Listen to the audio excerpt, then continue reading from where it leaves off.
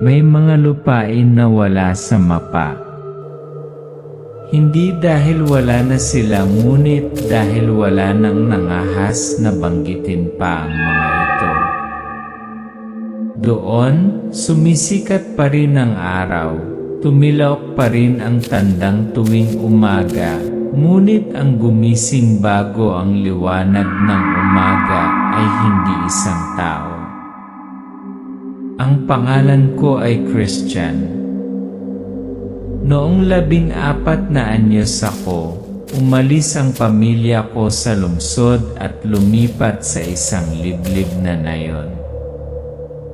Tinawag ng mga tao ang lugar na iyon na Sinlupa, isang tahimik na lupain kakaibang payapa.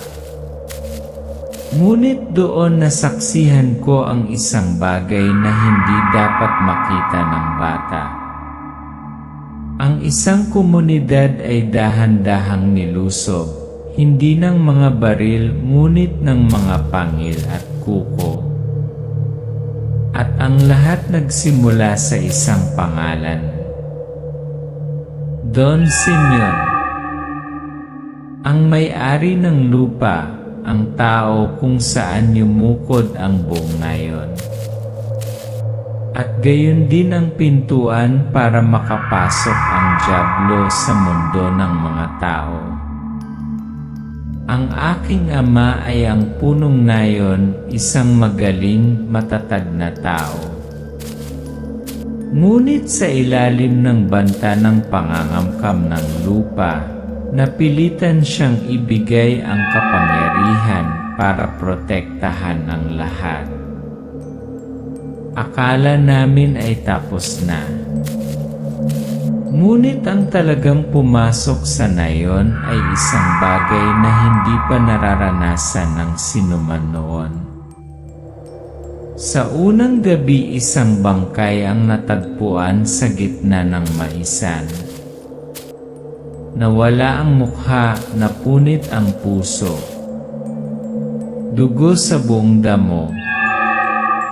Sinabi ng mga tao na ito ay isang ligaw na aso, ngunit ang mga aso ay hindi nag-iwan ng mga bakas ng paa tulad ng mga kuko ng tao. Pagkatapos ang ikalawang gabi, pagkatapos ang ikatlong gabi, bawat bangkay ay isang hindi sinasabing mensahe. At ang isa lamang na hindi natatakot ay Don Simeon. Natatandaan ko pa rin ng malinaw ang unang pagkakataon na nakita ko ang pagyanid ng lupa. Hindi ito isang lindol, ngunit isang nilalang na gumagapang mula sa lupa. Ito ay hindi masyadong tao. Nakatayo ito sa dalawang paa, ngunit ang balat nito ay malagkit na parang natuyong dugo. Ang mga mata nito ay berdeng parang ahas, at ang atungal nito ay parang may sakit o gutom. Hindi ako ang unang nakakita nito, ngunit tiyak na hindi ako ang huli. At hanggang sa tumayo ang tatay ko para lumaban ay napagtanto namin. Hindi na ito ang aming nayon. This was baryo ng mga aswang, village of the corpse eaters. Aking nayon laging magtago ng asin sa iyong bulsa. Kahit isang kurot lang. Walang nakakaalam kung ano talaga ang unang nagsimula, ang sipol ng hangin na parang bulong sa labas ng bintana, o ang katawan ng isang magsasaka na nagkawatak-watak na parang baboy sa maisan. Ngunit napakalinaw kong natatandaan noong unang araw, hindi na kami ligtas sa sarili naming nayon.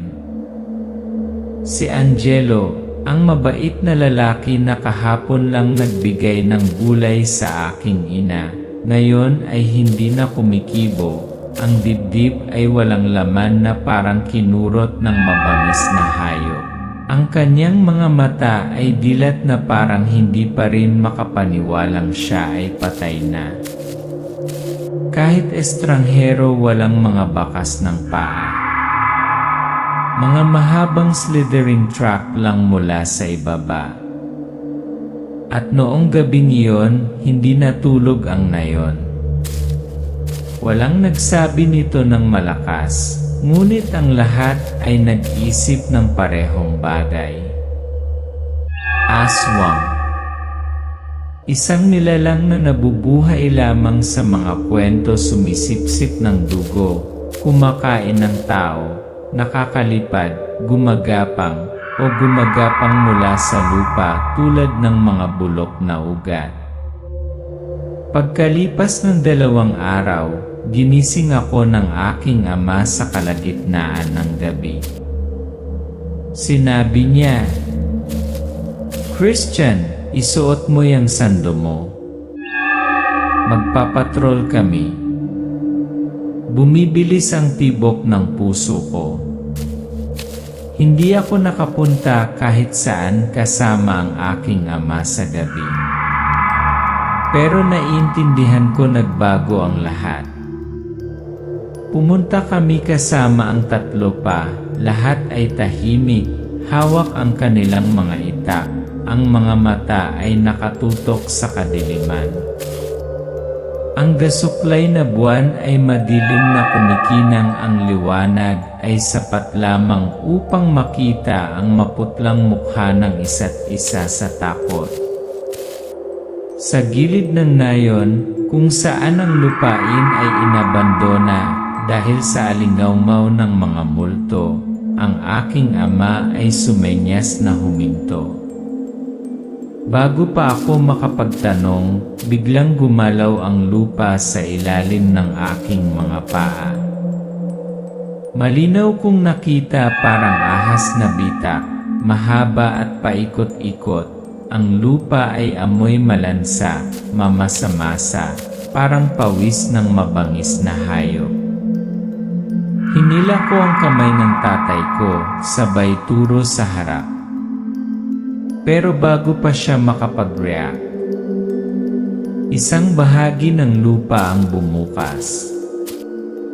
At pagkatapos katahimikan, walang bumangon. Basta ang bitak na yon patungo sa gitna ng nayon. Parang ngayon lang kami nakakita ng isang higanteng ahas na sumisid sa lupa, at ito ay dumula sa ilalim ng mga paa ng mga taga-nayon. Walang nangahas na magsalita.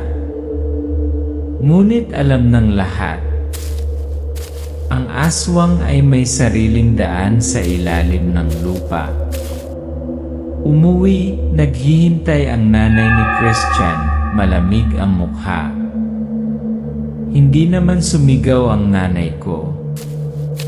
Pero mas malamig ang boses niya kaysa hangin sa gabi.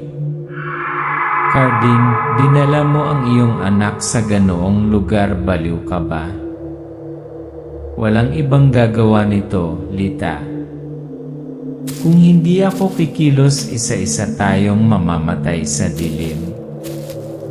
Pumunta ako sa pagitan nila, hindi alam kung aling panig ang tama. Ngunit naiintindihan ko ang aking ina ay hindi natatakot sa kadiliman, natatakot siyang lamunin ng kadiliman ang aking ama.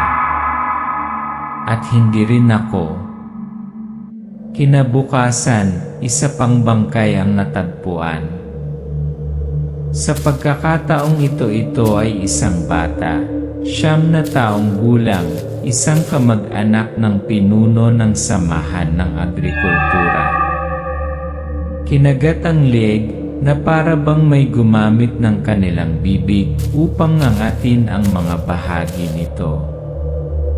Nataranta ang mga taga-nayon. Sinimulan ng ilan na sunugin ang kanilang mga bahay at binabakuran ng asin ang kanilang mga bakuran. Ang iba ay nag-impake ng kanilang mga gamit at umalis sa gabi. Pero ang tatay ko tahimik lang niyang hinahasa ang kutsilyo niya. At ako, alam ko na sa susunod na patrol hindi lang bakas ang makikita natin. May makikita tayong naghihintay sa dilim. Hindi ko alam kung bakit pinili ni Father ang araw na yon. Siguro dahil sapat na ang paghihirap niya. O baka dahil may alam siya na hindi ko alam. Isinuot niya ang kanyang pinakalumang kamiseta, bitbit ang pinakamahabang kutsilyo at dumiretso sa tanggapan, ang tirahan ni Don Simeon. Pumasok si Padre Christian sa malaki at madilim na bahay.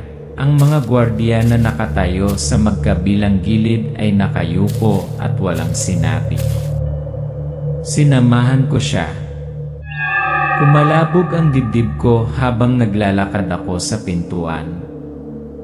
Sa loob ang amoy ng insenso na may halong tuyong dugo, ang mga pulang ilaw ay lumabo. Ang hangin parang pinagmumultuhan na simbahan. Nakaupo na si Don Simeon sa likod ng mesa, pero hindi niya tayo niyaya na maupo. Hindi ngumiti. Nakatingin lang sa amin na parang naghihintay ng laruan na makapasok sa bitan. Carding, naparito ka ba para magreklamo o para isakripisyo ang iyong buhay para sa party ngayong gabi? Naparito ako upang bawiin ang iyong ipinangako. Sinabi mo na poprotektahan mo ang nayon, hindi ibenta ang kanilang mga kaluluwa sa mga halimaw. Ang mga mata ni Don Simeon ay naging ginto saglit, ang kanyang balat ay naninigas na parang kinikibot ng bahagya. Sa sandaling iyon alam ko, ang aking ama ay hindi lamang nakaharap sa isang tao. Si Don Simeon, o anumang naninirahan sa kanyang katawan, ay lumampas sa mga limitasyon ng isang tao. Sa tingin mo ba ay makakalaban mo ako, Carding? Hindi. Ngunit hindi ko hahayaang lumaki ang aking anak sa isang kulungan ng dugo. Umungol si Don Simeon, tinatapik ng kanyang mga daliri ang ibabaw ng mesa, parang tuyong buto na dumampi sa bato. Kung makikialam ka ulit, isasakripisyo ko muna ang buong pamilya mo. Dugo ng mga bata, gustong gusto ito ng mga aswang. Ang lihim na grupo, pagsunod sa ritual. Noong gabing iyon, nagtipon ang aking ama ng isang lihim na grupo, ang mga ganap na naniniwala sa kanya. Ako, siyempre, ay hindi pinayagang sumali. Pero pumunta pa rin ako. Nagtago sa likod ng mga palumpong ng saging, tahimik kong sinundan sila sa malalim na kabubatan. At pagkatapos nakakita kami ng isang bagay na hindi maaaring paniwalaan ng sinuman. Gubat, kumikislap na ilaw ng apoy sa malayo, nakakatakot na pag-awit, hiyawan ng mga hayop. Tumayo si Don Simeon sa gitna ng bilog ng apoy. Sa kanyang mga kamay ay isang itim na manok na may hiwa sa lalamunan. Ang dugo ay tumutulo sa isang tansong mangkok ng puting usok. Nakapaligid sa kanya ay walang mukha ng mga figura na umiindayog na parang kontrolado. Pagkatapos ay nagsimula siyang kumanta ng isang bagay hindi Tagalog, hindi tao. Nakita ko ang isang manikwin na gawa sa balat at buhok ng tao na nakabitin ng patiwarik sa isang mataas na puno. Ang dugo ay tumulo mula sa katawan ng manikwin patungo sa lupa, tumagos sa isang bilog na iginuhit ng uling at mula rito may gumapang pataas. Hindi kilalang hugis, ngunit amoy parang bangkay na matagal ng patay. Matingkad na berde ang mga mata nito, mahaba ang dila at itim na parang alkitran. The Cursed Past Flashback. Noong gabing iyon, sinabi sa akin ng aking lolo, si Lolo Sayong, ang totoo. Hindi si Don Simeon ang unang nakipag-ugnayan sa aswang. Bago ang digmaan, siya ay lihim na nakipagkasundo sa dugo sa nilalang na nakatira sa baha na kabubatan. Ang batang si Don Simeon, itinaboy sa kanyang lupain dahil sa bangkarota. Desperadong lumakad papunta sa kabubatan, pinutol ang kanyang kamay at dumanak ang kanyang dugo sa lupa. Nanalangin siya para sa lakas upang mapanatili ang kanyang lupain, kapangyarihan at katanyagan. Bilang kapalit, kinailangan niyang pakainin ang aswang ng dugo ng mga buhay na tao. At mamaya, hindi na siya magiging tao. Iyon ang dahilan kung bakit gusto niyang gawing mga halimaw ang buong nayon, isang tapat na hukbo, hindi nagtataksil, hindi natatakot sa kamatayan. Baryo ng mga nilalang where demons rule, people are just living, breathing flesh. Akala namin ay umatras na kami, ngunit ang isa sa grupo ay natapilok sa mga tuyong buto sa lupa. Mula sa dilim, isang pares ng pulang mata ang bumukas, pagkatapos ay isa pang pares at isa pa. Alam nilang nakita namin ang ritual. Ang grupo ay tumakas, ang isa ay kinaladkad pabalik sa mga palumpong, ang mga hiyawan ay napigilan, ang dugo ay bumulwak. Tumakbo kami sa katahimikan sa kawalan ng pag-asa. Ngunit alam ko, ng gabing iyon, nagsimula na ang digmaan. Walang babalikan. Maaaring tayo ay naging mga demonyo o tayo ay magsusunog ng impyerno sa sarili nating lupain. At sa naghihinalong liwanag lumingon sa akin ang aking ama, bumulong. Christian, oras na para matutunan mo kung paano pumatay ng isang bagay na hindi tao. Mula noong gabing nasaksihan natin ang ritual na iyon, nagbago ang lahat. Hindi na nagtago si Don Simeon, hinayaan niyang malayang gumala ang aswang sa paligid ng nayon na parang kalayaan ng isang bagong species. Ang aking ama, na dating tinatawag na kapitan ng bayan, ay isa ng rebeldeng naninirahan sa anino. At ako, si Christian, ay kailangang lumaki ng mas mabilis kaysa sa aking mga taon. Ang pamana, lolo at ang sining ng Santigua. Isang gabi, noong mataas ang buwan, tinawag ako ni Lolo Sayong sa isang silid na matagal nang nakakandado. Sa loob, mayroong isang palayok ng lupa ng langis ng luya, isang pahina ng buntot na nakasabit sa taas, isang singsing na insenso na kalahating sinunog, at isang lumang notebook. Kristiyano. Oras na para matuto kang ipagtanggol ang iyong sarili, hindi lamang sa pamamagitan ng kutsilyo, kundi ng iyong kaluluwa. Inutusan ni Sayong si Christian na gumuhit ng orasyon na may banal na langis sa lupa, umawit ng mga inkantasyon, gumamit ng insenso para itaboy ang masasamang espiritu. Natuto akong makinig hindi sa aking mga tainga, ngunit sa pakiramdam sa ilalim ng aking balat. Paano basahin ang mga intensyon ng dyablo mula sa hininga ng hangin? At higit sa lahat kung paano gamitin ang asin bilang sandata at ang mga sumpa bilang mga espada.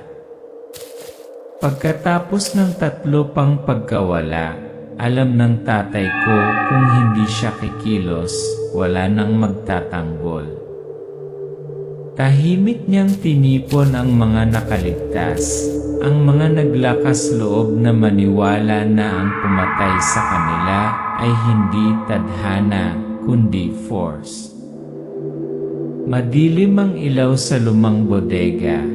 Isa-isang tahimik na pumasok, may dalang mga sibat, kutsilyo, asin, mga manika ng exorcism.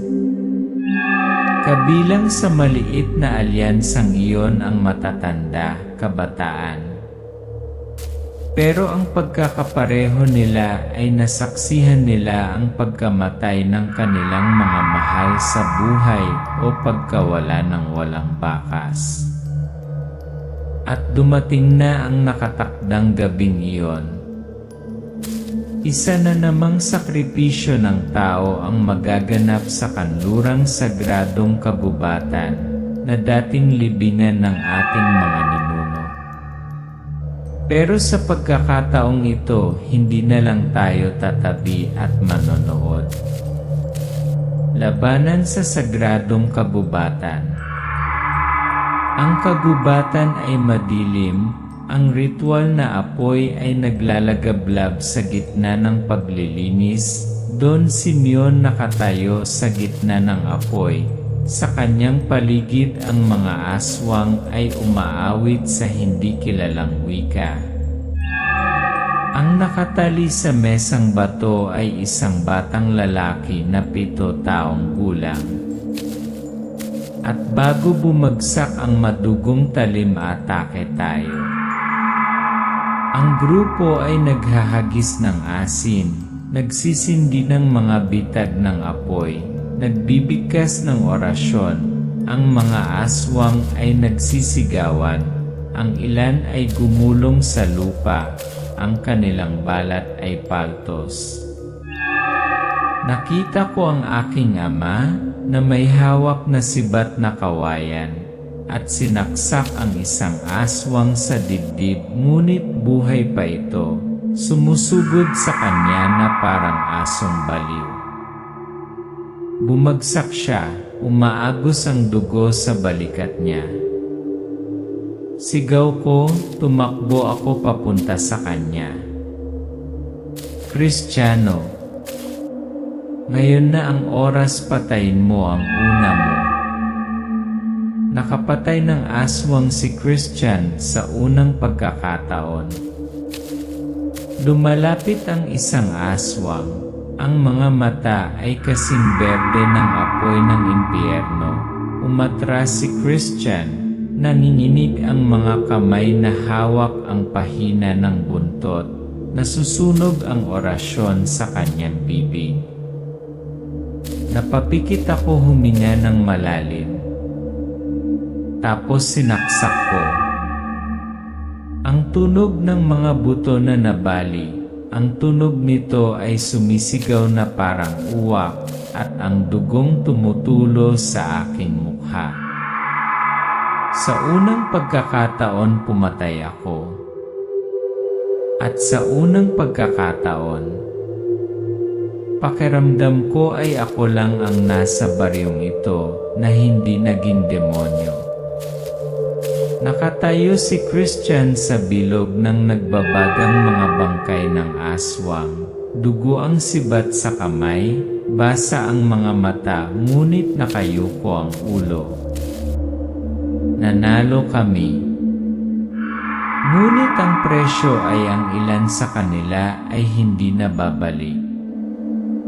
At ang aking ama ay maaaring hindi na muling humawak ng sandata. Noong gabing iyon, ang kagubatan ay mas tahimik kaysa dati. Para sa unang pagkakataon sa mga taon, ang aswang ay natatakot sa isang pangalan. Pangalan ko. Pero alam ko ang totoong laban. Hindi pa nagsisimula. Pagkatapos ng labanan sa sagradong kagubatan, naisip namin na nabawi namin ang inisyatiba. Pero nagkamali kami. Mali dahil hindi namin naunawaan na ang tunay na kadiliman ay hindi dumarating sa anyo ng isang halimaw, ngunit bilang isang pagpipilian. Isang imbitasyon na nakabalot sa buhay. Hindi nawala si Don Simeon. Siya ay nagpakita sa harap ng mga taga-nayon sa isang pulang hapon na parang senyales na may mangyayari. Sa sandaling iyon, tumahimik ang buong nayon. Ang mga bata ay sumigaw, ang mga matatanda ay nagpigil ng hininga. Mula ngayon, palalayain kita sa takot sa sakit sa kamatayan. Bibigyan kita ng buhay na walang hanggan. Bibigyan kita ng bagong anyo. Ang mukha ni Don Simeon ay kumibot. Ang kanyang mga mata ay kumikinang na parang isang lamparan ng multo. Ang kanyang balat ay natuklap na nagpapakita ng isang layer ng itim, kumikinang na kaliskis. Hindi na siya tao. Ngunit isang lalaking may mukha ng tao na magdadala sa buong nayon sa impyerno. At pagkatapos, ipinahayag ni Don Simeon, sa Blood Moon Night na ito, ang buong nayon ay isasama sa aking kauri. Pariyo ng mga nilalang eternal, inviolable. Alam ko sa gabing iyon, kung hindi ko siya pipigilan, wala ng tao. Ang aking lolo, si Lolo Sayong, ay nasugatan sa nakaraang labanan. Nakahiga pa rin ang tatay ko.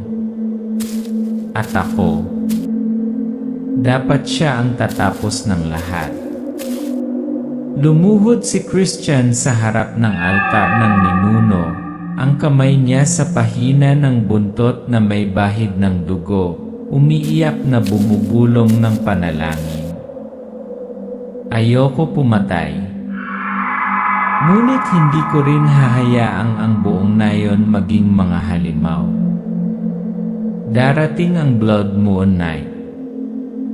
Isang bilog ng dugo ang muling itinayo. Ang mga taga-nayon na hipnotismo ay tumahimik habang sinisimulan ni Don Simeon ang ritual. At ako lumayo sa kadiliman. Kung mamamatay tayong tao, mas pipiliin ko yon kaysa mabuhay bilang hayop. Kung mamamatay tayo bilang tao, mas pinipili ko pa rin yon kaysa mabuhay bilang mga hayop. Naganap ang labanan sa ilalim ng pulang dugo na liwanag ng buwan. Inihagis ni Christian ang sagradong singsing ng apoy upang basagin ang bilog na nagsasakripisyo ng dugo. Nagising sa kabuluhan ang mga taga-nayon. Sigaw ni Don Simeon. Ang mga sugat sa kanyang katawan ay hindi dumugo, ngunit umagos itim na usok.